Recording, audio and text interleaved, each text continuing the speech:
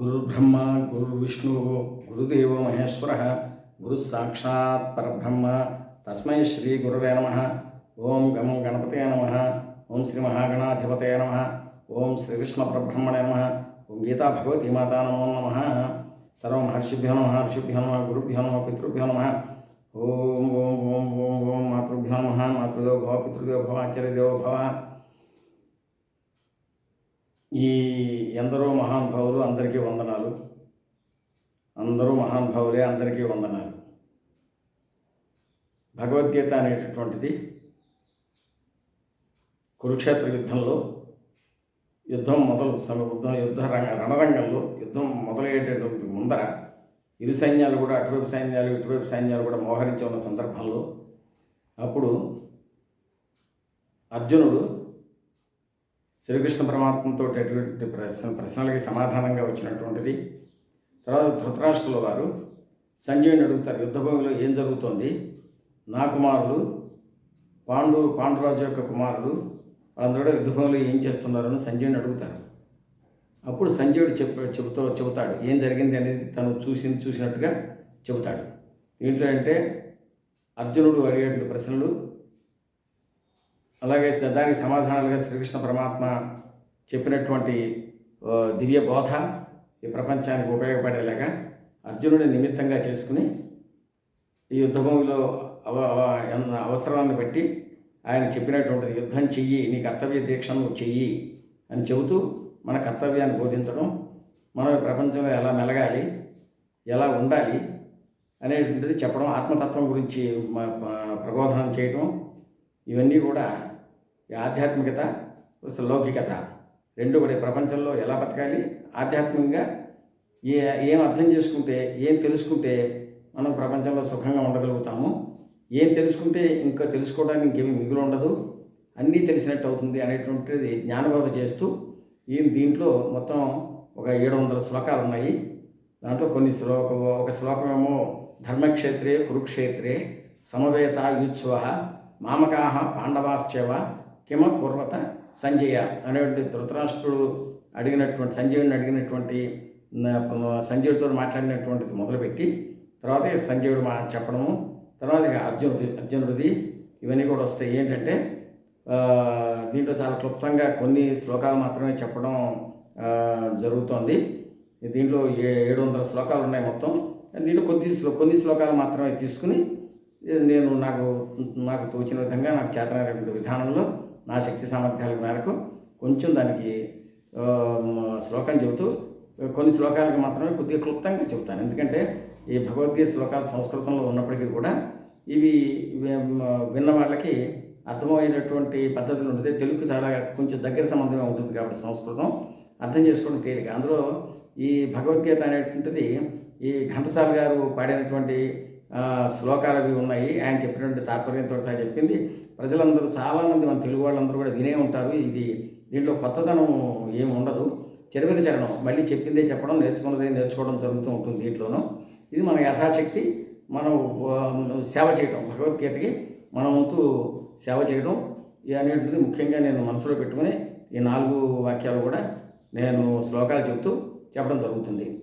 ఏంటంటే దీంట్లో ముఖ్యంగా కొన్ని శ్లోకాలు తీసుకుని చెప్పాలంటే, క్లైప్యం మాస్మహోపార్థ నైతత్వ ఉపబద్ధతే క్షుద్రం హృదయ దౌర్బల్యం త్యక్తోత్తిష్ట పరంతప. ఓ పరంతప, శత్రువులను తప్పింపచేయువాడైనటువంటి అర్జునుడా, నీకు నేను చెప్పేదంటే క్లైప్యం మాస్మహోపార్థ. ఓ పార్థ, క్లైప్యం అంటే పిరికితనం, మానసిక దౌర్బల్యం అనేది ఏదైతే ఉందో దాన్ని విడిచిపెట్టి నువ్వు కర్తవ్య నిర్వహణకి నడుం బిగించి నీ కర్తవ్యాన్ని నువ్వు నిర్వహించు అని చెప్పేటువంటిది ఈ శ్లోకంతో స్టార్ట్ అయ్యి ఇంకా ఇలాగే కొన్ని మంచి శ్లోకాలు ఏంటంటే, జాతస్య ధ్రువో మృత్యు ధ్రువం జన్మం తస్య తస్మాత్ అపరిహార్యార్థే నాత్వం శోచితుమర్హసి. జాతస్య ధ్రువో మృత్యు అంటే పుట్టిన ప్రతి జీవి కూడా, అది మనుషులే కానీ, పశుపక్షాదులు కానీ, జంతువులు కానీ, ఏదైనా కానీ ప్రాణంతో జీవిగా వచ్చినటువంటి ప్రతివానికి కూడా ఏదో ఒక సమయంలో కొంతకాలానికి మృత్యు అనేటువంటి సంభవిస్తుంది. అదేవిధంగా మృతి చెందిన తర్వాత మళ్ళీ తిరిగి పునర్జన్మను పొందడం, మళ్ళీ ఇంకో శరీరాన్ని ధరించడం, మళ్ళీ ఇది కూడా జరుగుతుంది. ఈ రెండు కూడా తప్పనిసరిగా జరిగేటువంటివి. కాబట్టి దీని గురించి నువ్వేమీ శోచించవలసినటువంటి పని లేదు అని చెప్పి చెబుతున్న శ్లోకం ఇది. పుట్టిన ప్రతివాడు మరణిస్తాడు, మరణించిన ప్రతివాడు తిరిగి పునర్జన్మ ఉంది. అయితే ఏమిటి జీవితం అంటే, పుట్టడానికి మరణించడానికి మధ్యలో జరుగుతున్నటువంటిదే ఈ జీవితం. దీంట్లో ఎన్నో సంఘర్షణలు, ఎన్నో రకాలైనటువంటి పరిణామాలు. పుట్టినప్పటి నుంచి పసితనం, పసివాడుగా పాగుతూ పుట్టి నవ్వుకుంటూ ఏడ్చుకుంటూ పుడతాడు. పుట్టిన తర్వాత నెమ్మదిగా పాగుతాడు, పాగిన తర్వాత నడుస్తాడు, నడుచుకుంటూ ఇక అన్ని కౌమార దశ, యవ్వన దశ, వార్ధక్యము, ఇవన్నీ కూడా ఒక్కొక్క స్టేజీ కూడా దాటుకుంటూ కూడా వస్తాడు. ఈ మధ్యలో ఎన్నో అనుభవాలు, ఎన్నో కార్యక్రమాలు, ఇవన్నీ కూడా జరుగుతూ ఎంతో అనుభవం, పెళ్ళిళ్ళు, మళ్ళీ ఈ పిల్లలు పుట్టడం, వాళ్ళని మళ్ళీ పోషించడం, వాళ్ళని పెద్దవాళ్ళని చేయటం, ఏదో ఒక ఇది జరుగుతూ ఉండే లోకంలో జరుగుతుండేటువంటి నిర్విరామంగా జరిగేటటువంటి ఒక కార్యక్రమం ఇదంతా కూడా. దీంట్లో ఈ అవ్యక్తాదీని భూతాని వ్యక్తమధ్యాని భారత అవ్యక్త నిధనాన్యవ తత్రగా పరిదేవన. శ్రీకృష్ణ పరమాత్మ చెబుతున్నాడు, అవ్యక్తాదీని భూతాని అంటే ఈ జీవరాశులన్నీ కూడా, జీవులు అంటే అందరూ, ప్రాణంతో వచ్చేటువంటి ప్రతి జీవి కూడా, మనుషులు కానీ, జంతువులు కానీ, పశుపక్షాదులు కానీ, క్రిమికీటకాదులు కానీ, చిన్న చీమ దగ్గర నుంచి ఏనుగు వరకు, ఇంకా పెద్ద జంతువులు ఏమైనా ఉంటే వాటిలంత వరకు కూడా ఇవన్నీ కూడా ప్రపంచంలోకి వస్తున్నాయి. ఎక్కడి నుంచి వస్తున్నాయి అంటే తల్లి గర్భంలో నుంచి వస్తున్నాయని మనకు తెలుసు. ఎందుకు వస్తున్నాయి, ఏం చేయడానికి వస్తున్నాయి అనేది మాత్రం మనకు తెలియదు. మనం వస్తున్నాము, జీవిస్తున్నాం అంతే. అవ్యక్తాది వ్యక్తమధ్యాని భారత, ఏ కొద్ది కాలం మాత్రమే ప్రపంచంలో మనం కనిపిస్తున్నాం. ఒక్కొక్క దీనికి ఒక 60 సంవత్సరాలు, 70 సంవత్సరాలు, 100 సంవత్సరాలు, ఏదో ఎవరి దీన్ని బట్టి వాళ్ళు కొంతకాలం ప్రపంచంలో కనిపించి మళ్ళీ కనిపించకుండా వెళ్ళిపోతారు. ఎక్కడికి వెళ్ళిపోతారు అంటే తెలియదు. ఏ శరీరంతో మనం ప్రపంచంలోకి వచ్చామో ఆ శరీరం పెరిగి పెద్దదవుతుంది. కొంతకాలం తర్వాత మళ్ళీ అది క్షీణిస్తుంది. క్షీణించిపోయి ప్రపంచంలో శరీరాన్ని మళ్ళీ విడిచిపెట్టి మళ్ళీ వెళ్ళిపోవడం జరుగుతుంది. ఎక్కడికి వెళ్ళిపోతామంటే మళ్ళీ ఎక్కడికో వెళ్ళిపోతాం.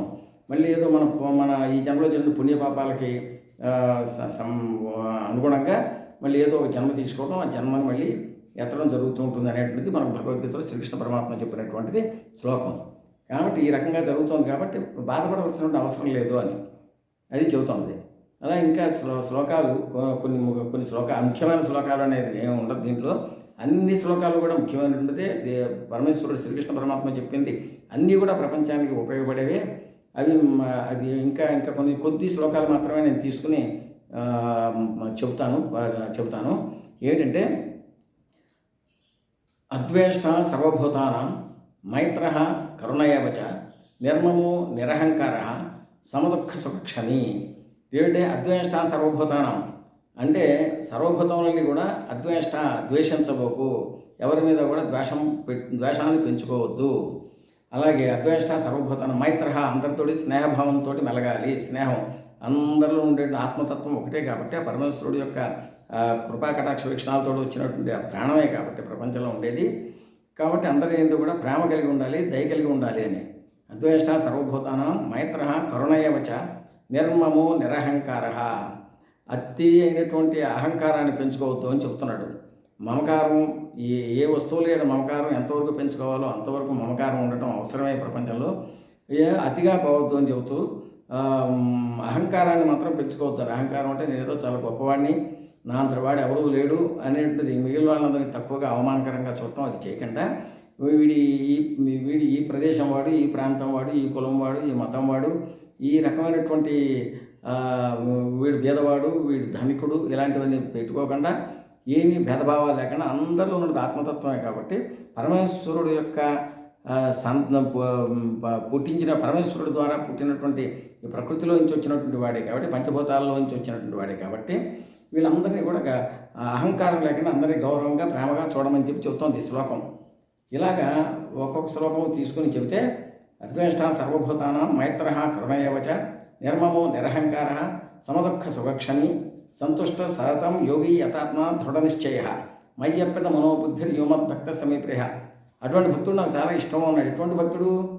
ఎవరైతే నిత్యము సంతోషంగా ఉంటాడో, అన్నింటినీ సమదృష్టితోటి, కష్టాన్ని సుఖాన్ని అంతటినీ కూడా సమానమైనటువంటి దృష్టితో చూడగలుగుతాడో, సుఖం వచ్చినప్పుడు అతిగా పొంగిపోక, కష్టం వచ్చినప్పుడు అతిగా కృంగిపోక, ఎవరైతే సమానంగా దాన్ని తీసుకుంటాడో, అంత ఈశ్వరానుగ్రహం కింద భావించి దాన్ని స్వీకరిస్తాడో, ఆ రకంగా సంతోషంగా ఉండే వ్యక్తి ఇది నాకు చాలా ఇష్టమైనటువంటి వాడు అని చెబుతున్నాడు. సంతుష్ట సతతం యోగి యథాత్మ దృఢ నిశ్చయ. దృఢమైన నిశ్చయంతో ఉండాలి ఈ భావం.